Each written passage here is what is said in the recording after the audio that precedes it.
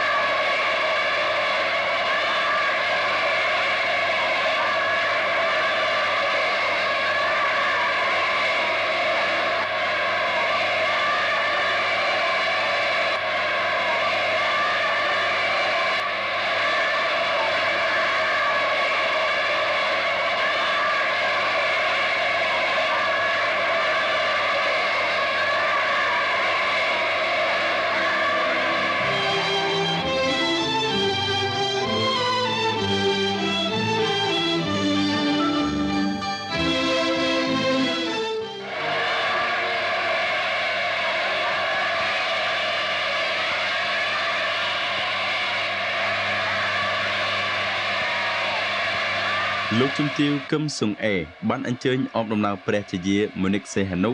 បំពេញទស្សនកិច្ចនៅទីរូបដ្ឋាននៃរោងចក្រកឹមយងថេ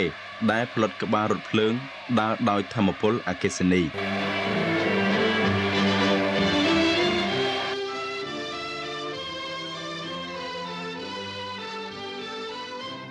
ព្រះជាយាបានអញ្ជើញទស្សនាកន្លែងថែទាំទារកនិងកុមារាកុមារីដោយយកចិត្តទុកដាក់និងស្រឡាញ់ពេញចិត្តយ៉ាងខ្លាំង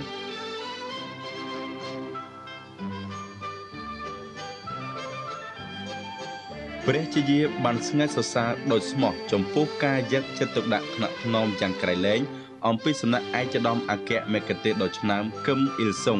ដែលលោកបានផ្ដល់ដល់ទារកនិងកុមារាកុមារីទាំងអស់ឲ្យបានរីកចម្រើនធំធាត់និងមានអនាគតល្អក្នុងដៃរបស់លោក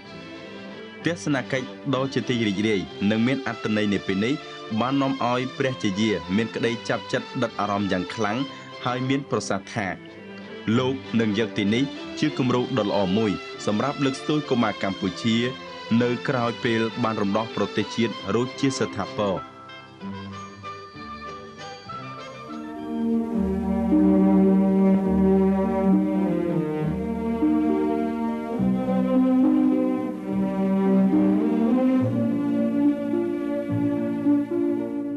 បន្ទាប់មកភ្ញៀវកិត្តិយសដ៏ឧត្តមឧត្តមនៃកម្ពុជាបានអញ្ជើញទៅកាន់រោងចក្រកាត់ដេរសម្លៀកបំពាក់ស្ត្រី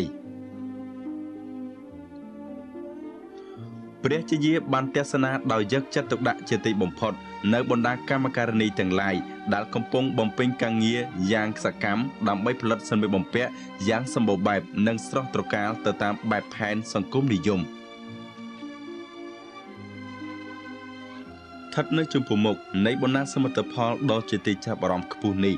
ព្រះជាយាបានថ្លែងនៅក្តីពេញចិត្តយ៉ាងខ្លាំងហើយបានប្រសិទ្ធពរដ៏កក់ក្ដៅជាទីបំផុតជូនដល់ថ្នាក់ដឹកនាំនិងកម្មករកម្មការិនីទាំងអស់សូមបានទទួលជោគជ័យដ៏ត្រចះត្រចង់ថ្មីថែមទៀតទៅថ្ងៃអនាគតតំណាងកម្មការិនីបានជូននូវវត្ថុអនុស្សាវរីយ៍ដល់ព្រះជាយាបានថ្លែងអំណរគុណដ៏ស្មោះស្ម័គ្រហើយបានផ្ដល់ជូនទៅវិញនៅរូបសំណាកតូចមួយតំណាងឲ្យអ្នកតស៊ូកម្ពុជាដ៏ក្លាហាន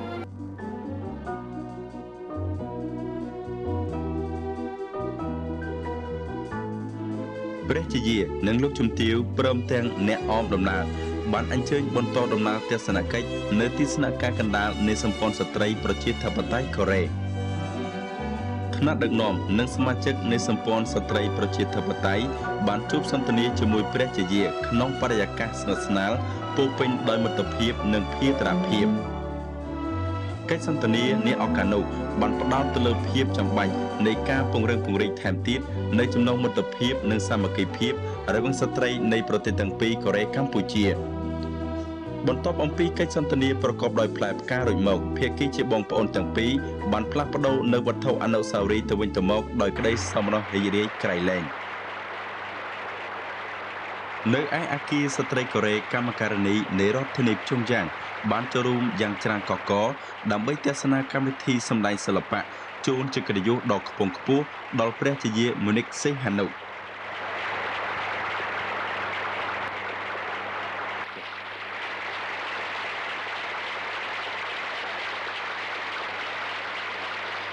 នេះជាឈុតរបាំកុមារនិងចម្រៀងជាពួកដែលមានឈ្មោះថាទឹកចិត្តស្នេហារបស់លោកយាយ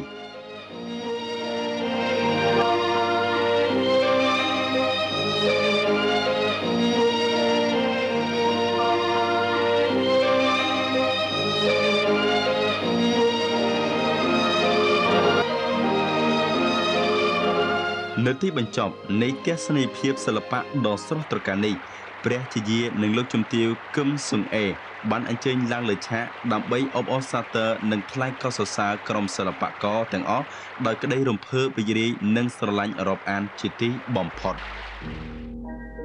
ថ្ងៃទី5កក្កដាឯកឧត្តមមហាសេនាប្រមុខគឹមអ៊ីលសុងបានអញ្ជើញដង្ហែព្រះដំណើរសម្ដេចព្រះប្រមុខរដ្ឋតាមអាយស្មយានពិសេសបន្តព្រះទស្សនកិច្ចនៅបណ្ដាខេត្តក្នុងរយៈពេលនៃព្រះដំណើរតាមខ្សែរថភ្លើងពិសេសនេះឯកឧត្តមមហាសេនាប្រមុខតែងមានវត្តមាននៅក្បែរសម្ដេចព្រះប្រមុខរដ្ឋជានិច្ចហើយឯកឧត្តមបានសន្ទនាស្និទ្ធស្នាលជាមិត្តភាពនិងភារៈភាពជាមួយព្រះអង្គជាប្រចាំ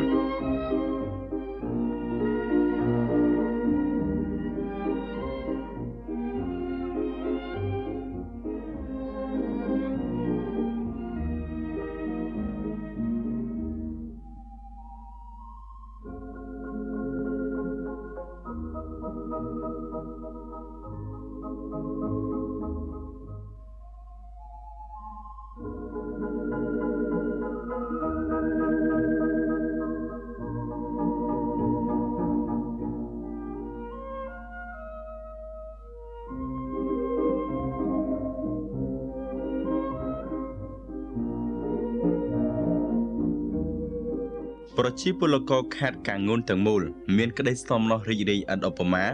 ដែលទទួលបានដំណឹងអំពីការយាងនឹងអញ្ជើញមកដល់ទីរួមខេត្តយន់សាននៃសម្ដេចព្រះប្រមុខរដ្ឋកម្ពុជា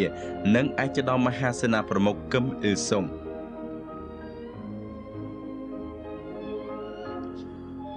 នៅម៉ោង 6 ល្ងាចសូរសំឡេងអបអរសាទរបានលាន់ឮទ្រហឹងអង្កងនៅឯស្ថានីយ៍អយស្មាយានចេញអំពីហ្វូងមហាជនដ៏ច្រើនកកនៃទីក្រុងយន់សានដែលបានមកជួបជុំគ្នារងចាំទទួលស្វាគមន៍គណៈប្រតិភូជាន់ខ្ពស់ដ៏ឧត្តមឧត្តមនៃព្រះរាជាណាចក្រកម្ពុជា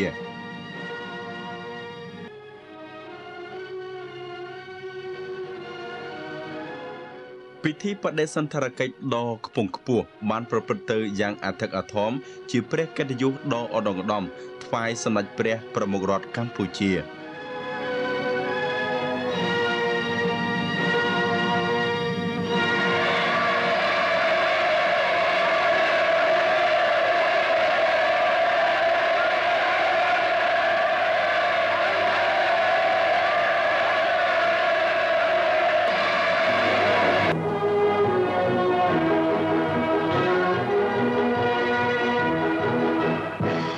សម្ដេចព្រះប្រមុខរដ្ឋអមព្រះដំណើរដោយឯកឧត្តមមហាសេនាប្រមុខគឹមអ៊ីលសុងបានស្ដេចយាងតាមព្រះទីន័ងពិសេសតាមដងមហាវិថីនានាដែលមានប្រជាជនឈរអមជាជួរច្រើនស្រទាប់ជាប់ឥតមានដាច់ព្រមទាំងនាំគ្នាស្រែកបន្លឺសម្លេងជ័យឃោសជាសក្ខីភាពនៃមនោសញ្ចេតនាសប្បាយរីករាយនិងស្វាគមន៍យ៉ាងកក់ក្ដៅជាទីបំផុតចំពោះគណៈប្រតិភូជាន់ខ្ពស់នៃប្រទេសកម្ពុជាជាមិត្ត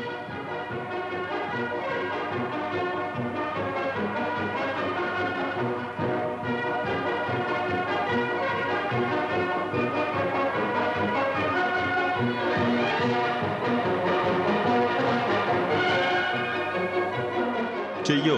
សម្ដេចព្រះប្រមុខរដ្ឋកម្ពុជាយើងខ្ញុំស្វាគមន៍យ៉ាងកក់ក្ដៅព្រះដំណើរទស្សនកិច្ចដ៏ឧត្តមឧត្តមនៃសម្ដេចព្រះប្រមុខរដ្ឋកម្ពុជា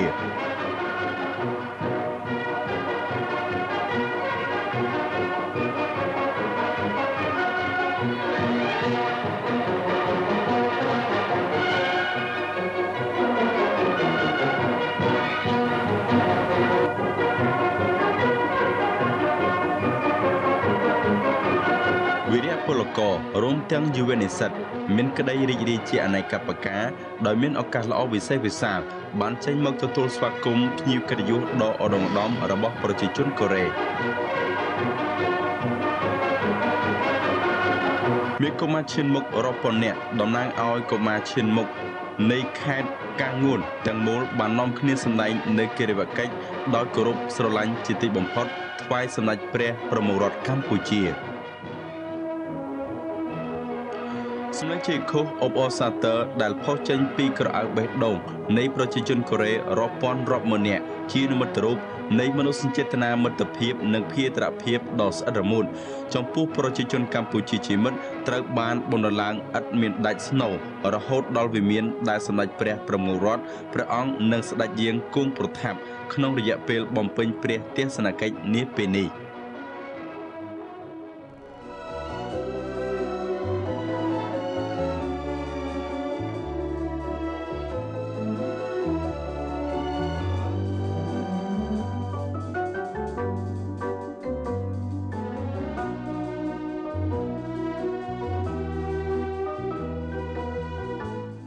គណៈកម្មការបកខេត្តកាងួនព្រមទាំងគណៈកម្មការប្រជាជនខេត្តបានរៀបចំពិធីលៀងសីភោជមួយយ៉ាងត្រចះត្រចង់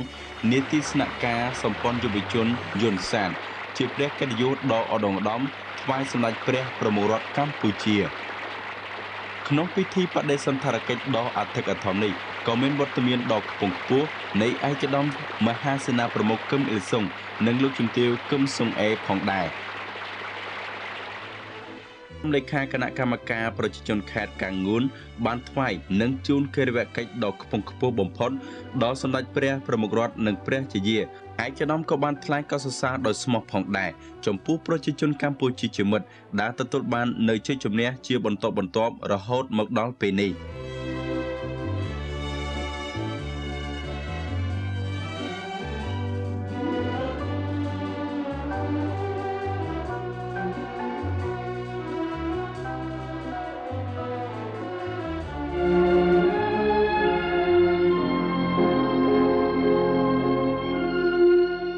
ក្នុងព្រះដំណើរយើងមកកាន់ជ្រោយសមុទ្រខាងកើត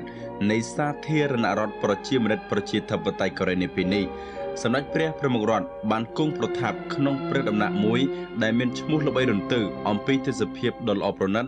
និងភាពបរិសុទ្ធនៃខ្យល់អាកាស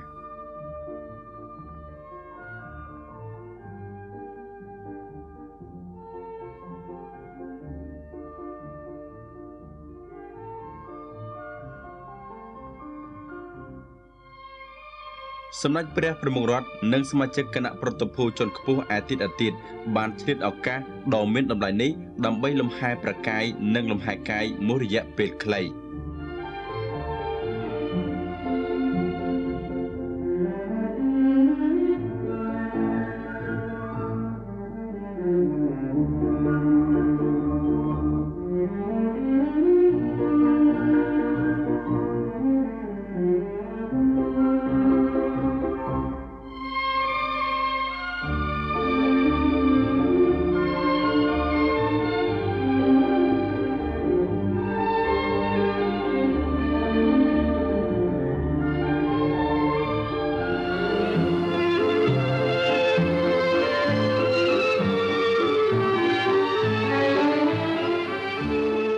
ថ្ងៃបន្ទាប់នៃព្រះទស្សនកិច្ចគណៈប្រតិភូជាន់ខ្ពស់កម្ពុជា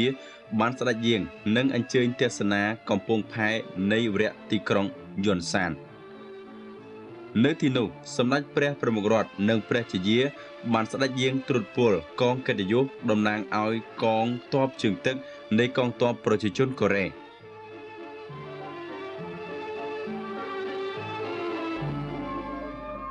ឯកឧត្តមបកចុងឈុលអនុប្រធានាធិបតីនិងលោកជំទាវជាភរិយា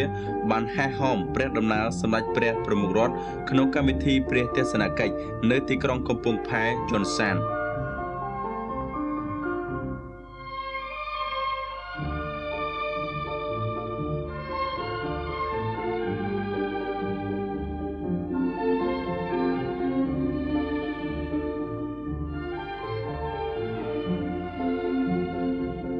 សម្ដេចព្រះប្រមុខរដ្ឋបានស្ដេចយាងថតរូបនិងខ្សែភាពយន្តដោយផ្ទាល់ព្រះអង្គដើម្បីចារទុកក្នុងដួងព្រះហឫទ័យ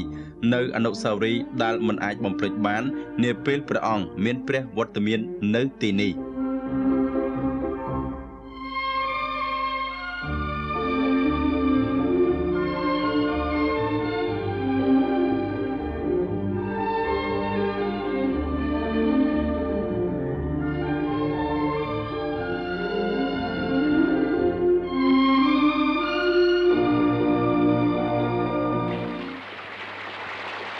សម្ដេចព្រះប្រមុខរដ្ឋនិងព្រះជាយាបានស្ដេចយាងនិងអញ្ជើញដល់អគារយុវជនយន់សានដើម្បីទើបនិងទស្សនាការប្រកួតកីឡាបាល់ទះនិងបាល់បោះ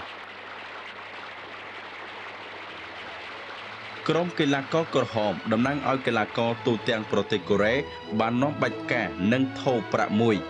ថ្វាយសម្ដេចព្រះប្រមុខរដ្ឋនិងព្រះជាយាព្រមទាំងសមាជិកនៃគណៈប្រតិភូជាន់ខ្ពស់កម្ពុជា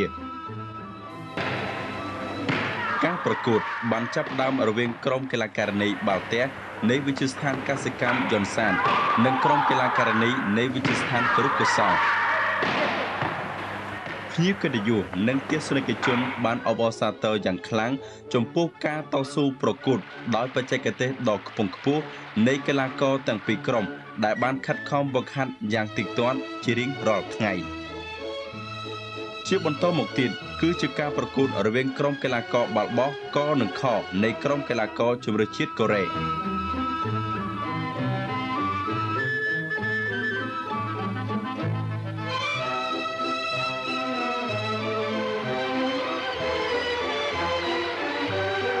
លើទីបញ្ចប់នៃការប្រកួតសម្ដេចព្រះប្រមុខរដ្ឋនិងព្រះជាយា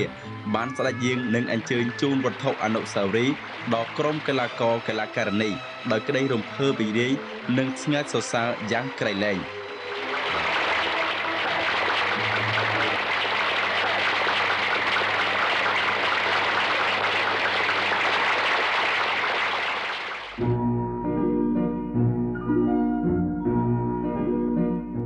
ឯកឧត្តមមហាសេនាប្រមុខគឹមអ៊ីលសុងតែងបានយកចិត្តទុកដាក់យ៉ាងខ្លាំងចំពោះព្រះសុខុមាលភាពរបស់សម្ដេច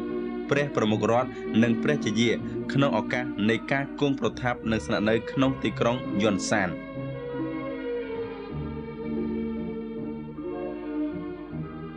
នៅថ្ងៃទី29កក្កដាឯកឧត្តមមហាសេនាប្រមុខបានផ្ញើសារលិខិតមួយច្បាប់ដែលឯកឧត្តមបានសរសេរដោយផ្ទាល់ដៃ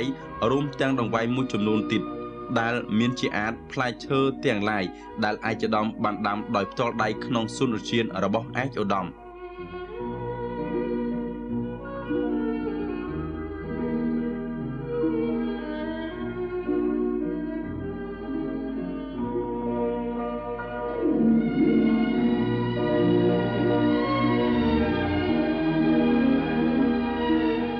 សម្ដេចព្រះប្រមុខរដ្ឋព្រះអង្គបានសពព្រះハរតីផ្ញើព្រះសារលិខិតមួយច្បាប់ជូនទៅឯកឧត្តមមហាសេនាប្រមុខនិងលោកជំទាវវិញដោយព្រះអង្គបានថ្លែងនៅអំណរគុណដ៏ជ្រាលជ្រៅបំផុតចំពោះមនោសញ្ចេតនាគោរពនិងស្រឡាញ់ចំពោះព្រះអង្គអំពីសំណាក់ឯកឧត្តមមហាសេនាប្រមុខអគ្គមគ្គុទ្ទេសក៍ដ៏ឆ្នើមនៃសាធារណរដ្ឋប្រជាមានិតប្រជាធិបតេយ្យកូរ៉េ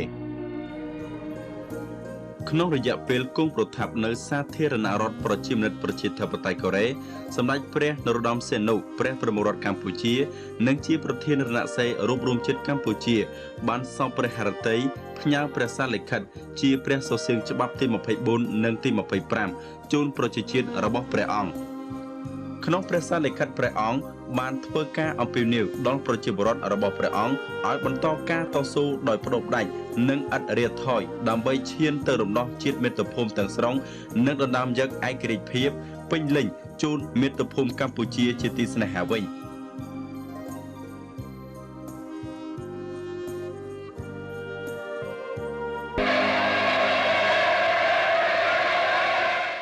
សម្ដេចព្រះប្រមុខរដ្ឋនិងព្រះជាយាបានស្ដេចយាងនឹងអញ្ជើញចាក់ចេញពីទីក្រុងយុនសាន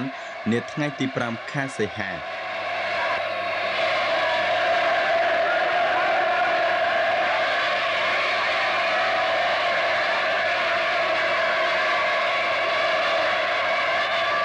ប្រជាពលករនៃទីក្រុងយុនសានបានមកជួបជុំគ្នានៅទីលានស្ថានីយ៍អាយស្មាយានដើម្បីថ្វាយនៅកិរិយាកិច្ចដ៏ឧត្តមឧត្តមនិងជូនព្រះដំណើរនិងដំណើរវិលត្រឡប់